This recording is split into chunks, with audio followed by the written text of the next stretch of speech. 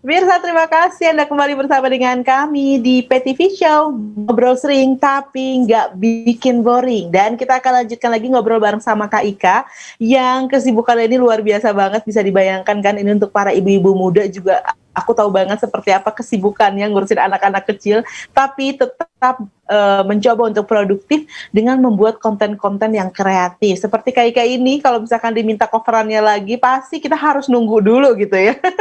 Beberapa kali banyak banget, Kak Ika cover lagu ini dong, Kak Ika cover lagu ini gitu. Kita tunggu, ini belum ada lagi, tapi ternyata ada konten-konten baru yang dihadirkan sama Kak Ika. Emang segitu susahnya ya Kak Ika ya bikin konten ya? Atau segitu sibuknya nih sampai sulit sekali butuh waktu yang banyak Kak Ika?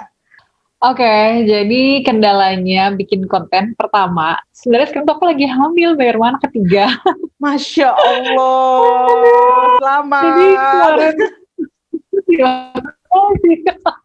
guru tuh aku kemarin sampai ini baru kelar mual-mualnya. Jadi selama 4 bulan ini aku mual luar biasa. Jadi kerjanya kayak cuman bangun untuk makan terus tidur seharian gitu.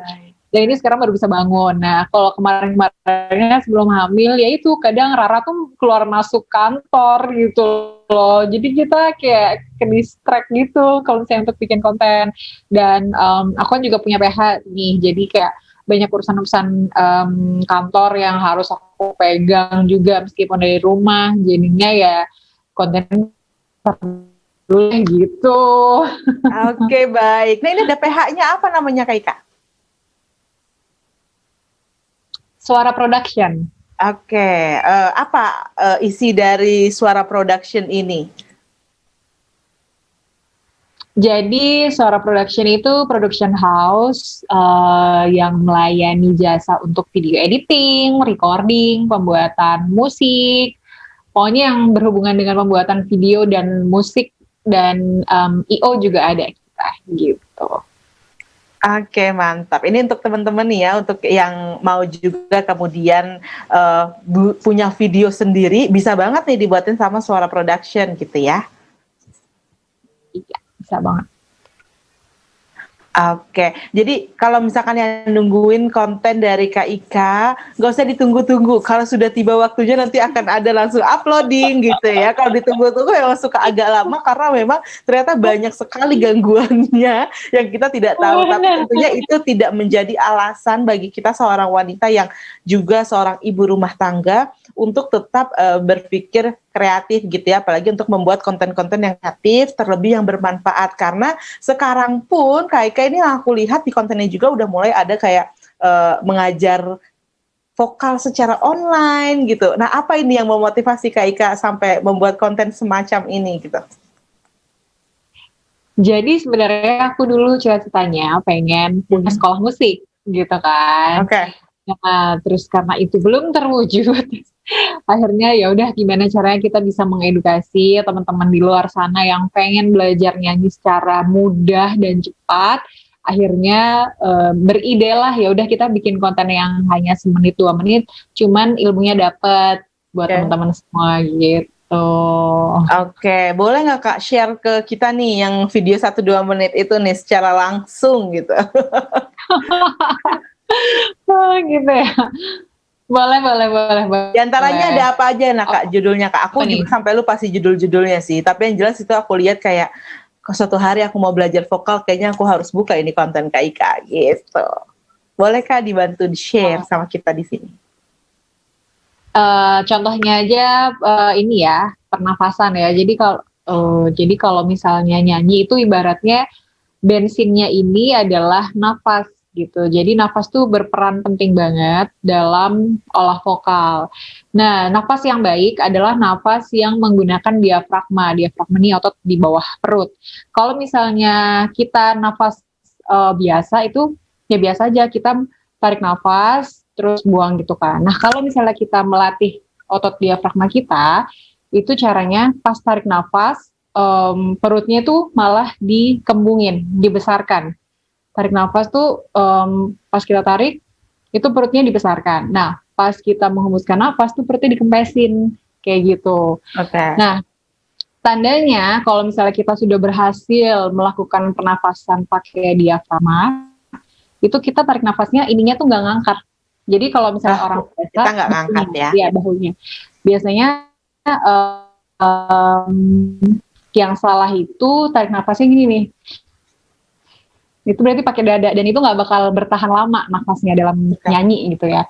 Nah untuk bertahan lama dan untuk biar supaya suaranya loss keluar kita harus pakai diafragma gitu salah satu contoh. Oke, ini pertanyaan sebenarnya yang banyak banget ditanyakan sama orang-orang gitu ya. Gimana sih caranya supaya kita bisa bernafas dengan diafragma? Dan sudah dijelaskan menurut aku ini adalah satu latihan yang benar kata Kak Ika, cukup mudah sekali karena kita tinggal ukur ini bahu kita bergerak atau enggak dan pastikan perut kita yang mengembung di saat kita menarik nafas dan dia akan mengempes beriringan dengan nafas yang kita keluarkan. Coba ya latihan sekarang ya pemirsa. Ini saya yakin pemirsa saat mendengarkan penjelasan dari Kak Ika langsung dipraktekkan juga di depan layarnya nih ya.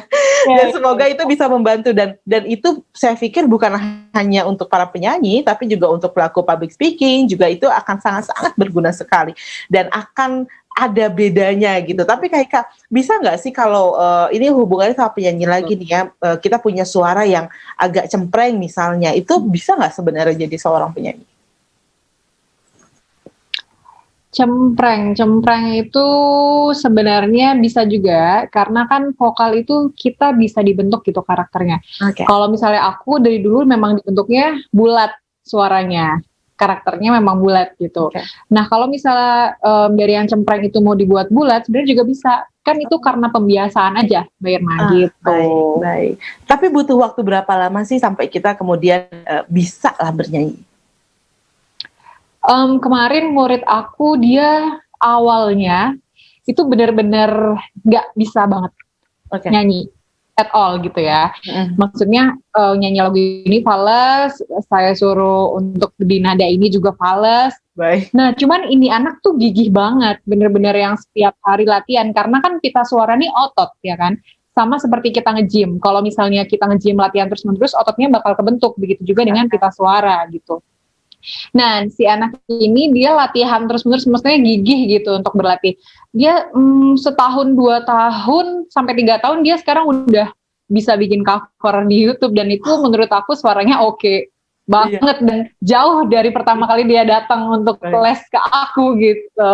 Baik, berarti semuanya ini benar-benar bisa dipelajari ya. Jadi semuanya benar-benar mungkin pemirsa. Jadi kalau misalkan pemirsa di sini ada yang pengen banget bisa bersuara merdu, jangan kayak aku ini aku nggak pede. Tapi pengen, tapi nggak pede dan itu nggak bisa juga karena tadi modal awal dari seorang penyanyi juga seperti yang Kak Ika sampaikan adalah niat dan percaya diri. Gitu ya, ini harus benar-benar karena sampai kita nanti bisa pun kalau kita tidak latih maka suara ya nggak akan bisa semerdu yang kita harapkan. Tapi Kak Ika sama nggak sih kalau aku misalkan aku biasanya MC gitu ya dan kalau misalkan lama tidak melakukan aktivitas MC misalnya atau tidak melakukan aktivitas membawa acara dan lain sebagainya atau paling tidak berbicara sajalah membuat Instastory semudah itu.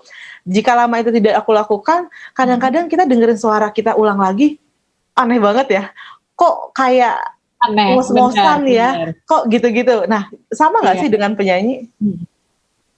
Sama, karena kan kita kan memang basicnya suara ya, MC, public speaking, mengaji kori, dan nyanyi yang berhubungan dengan suara itu sama. Kalau misalnya kita lama nggak dilatih, itu akan kaget. Jadi itu kenapa sebelum kita memulai untuk nyanyi itu ada warming up atau pemanasan dulu gitu. Jadi kalau misalnya kita langsung nyanyi itu juga bisa ngerusak otot suara kita gitu. Berarti sama halnya seperti kita ingin olahraga renang ya, itulah harus ada lari-lari kecil dulu, pemanasan dulu, sama dengan bernyanyi. Nah, seperti apa kemudian pemirsa pemanasan untuk seorang penyanyi atau orang yang ingin mengolah vokal mereka? Sesaat lagi tetap di PTV Show.